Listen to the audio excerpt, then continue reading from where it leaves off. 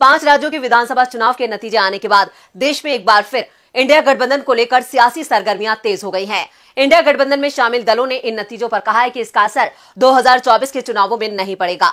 वहीं बीएसपी प्रमुख मायावती ने भी इन चुनाव नतीजों पर हैरानी जताई है। साथ ही इंडिया गठबंधन में शामिल होने का संकेत भी दिया है। बीएसपी प्रमुख मायावती इंडिया गठबंधन को लेकर अब तक वेट एंड वॉच की स्थिति में थी, लेकिन 5 राज्यों के चुनावी नतीजे घोषित होने के बाद उन्होंने इस पर हैरानगी जताई है और बीजेपी और पीएम मोदी पर एक बार फिर करारा प्रहार किया है। मायावती ने आज सोशल मीडिया एक्स पर एक के बाद एक 4 ट्वीट किए। उन्होंने एक्स पर पोस्ट साझा करते हुए लिखा है, देश के 4 राज्यों में अभी हाल ही में हुए विधानसभा आम चुनाव के आए परिणाम एक पार्टी के पक्ष में एक तरफा होने से सभी लोगों को शंकित, अचंभित व चिंतित होना स्वाभाविक है, क्योंकि चुनाव के पूरे माहौल को देखते हुए ऐसा विचित्र परिणाम लोगों के गले के नीचे उतर पाना बहुत मुश्किल है। मायावती यही नहीं रुकी, उन्होंने आगे लिखा है। अपने दूसरे पोस्ट में उन्होंने लिखा, पूरे चुनाव के दौरान माहौल एकदम अलग व कांटे के संघर्ष जैसा दिलचस्प, किंतु चुनाव परिणाम उससे बिल्कुल अलग होकर पूरी तरह से एक तरफा हो जाना, यह ऐसा रहस्यात्मक मामला है जिस पर गंभीर चिंतन व उसका समाधान जरूरी। लोगों की नब्ज पहचानने में भयंकर भूल चूक चुनावी चर्चा का नया विषय।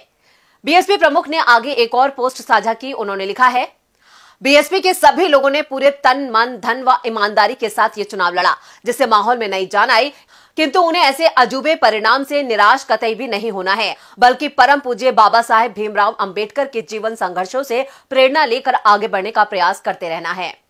मायावती ने अपने इस ट्वीट में आए नतीजों को लेकर बीजेपी पर गंभीर सवाल खड़े किए, साथ ही साथ चुनाव आयोग पर भी सवालिया निशान खड़ा कर दिया है। मायावती ने एक और पोस्ट साझा की जिसमें उन्होंने लिखा, इस चुनावी परिणाम के संदर्भ में जमीनी रिपोर्ट लेकर आगे लोकसभा चुनाव की नए सिरे से तैयारी पर विचार विमर्श के लिए पार्टी की ऑल इंडिया की बैठक आगामी 10 दिसंबर को लखनऊ में बुलाई गई है। चुनाव परिणाम से विचलित हुए बिना अंबेडकरवादी मूवमेंट आगे बढ़ने की हिम्मत कभी भी नहीं हारेगा।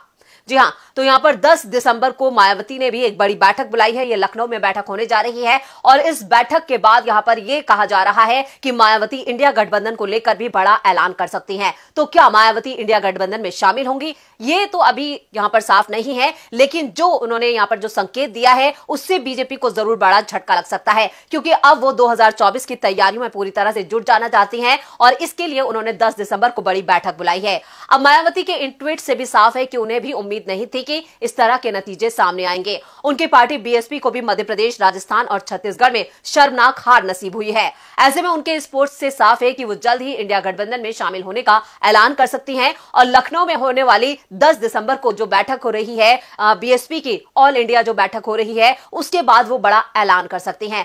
आपको बता दें कि महाराष्ट्र में भी सरगर्मियां तेज हैं। जो नतीजे आए हैं उसको लेकर लगातार यहां पर विपक्षी नेताओं के बयान भी आ रहे हैं। उन्हें भी हैरानगी हो रही है कि ये किस तरह के नतीजे आए हैं, क्योंकि 5 ही राज्यों में जिस तरह की लहर देखी जा रही थी, जो वेव उठी थी, वो कांग्रेस के पक्ष में थी। लोगों के जो बयान आ रहे थे, आम जनता से जो राय ली जा रही थी, जो लोगों की नब्ज टटोली जा रही थी, वो यही बयान कर रही थी कि मध्य प्रदेश, राजस्थान, छत्तीसगढ़ में कांग्रेस का बज है और कांग्रेस जो है वो सत्ता संभाल रही है। लेकिन जो नतीजे आए उन्होंने सभी को हैरान कर दिया है। न सिर्फ यहां पर विपक्ष हैरान है, बल्कि आम जनता भी हैरान है। इधर शिवसेना यूबीटी सांसद संजय राउत ने कहा है कि कल जो नतीजे आए हैं हम उसे स्वीकार करते हैं। बीजेपी को बड़ी जीत मिली है, इसलिए हम उन्हें बधाई देते हैं। तेलंगाना में राहुल गांधी और उनकी पार्टी की जीत हुई है, हम उन्हें भी बधाई देते हैं। कल के नतीजों के बावजूद इंडिया अलायंस मजबूती से खड़ी है और 6 दिसंबर को दिल्ली में इंडिया अलायंस की अहम बैठक होगी, ये भी उन्होंने कहा है। और क्या कुछ कहा है संजय राउत ने, देखते हैं इस वीडियो में।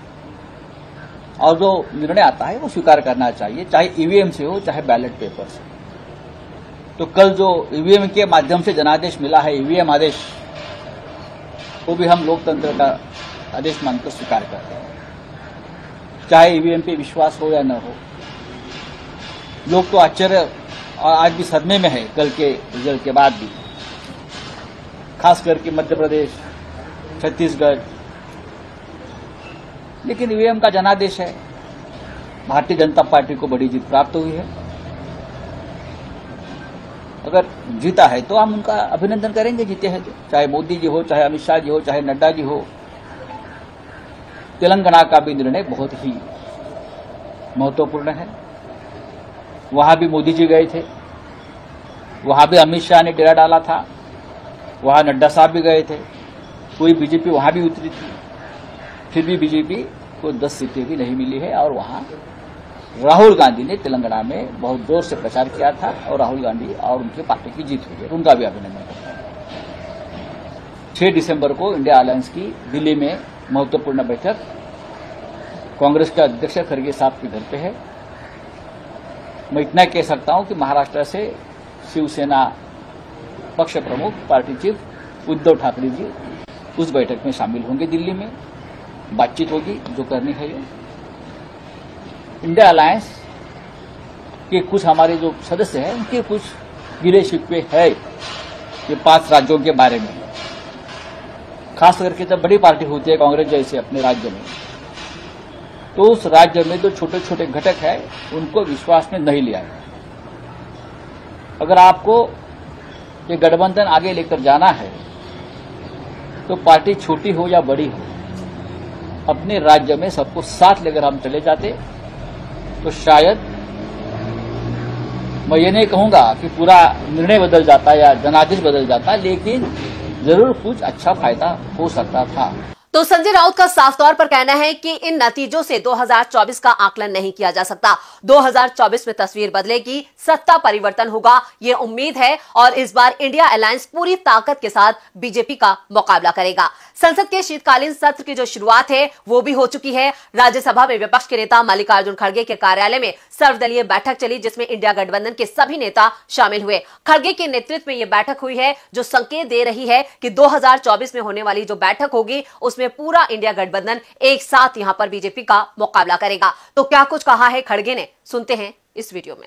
ऑल पार्टी का, तो ऑल पार्टी के मीटिंग में जो डिसाइड होता क्या करना आज क्या नहीं करना, उसके लिए हम बैठ रहे अभी 10 o'clock, 8:45, sorry I am sorry 8:45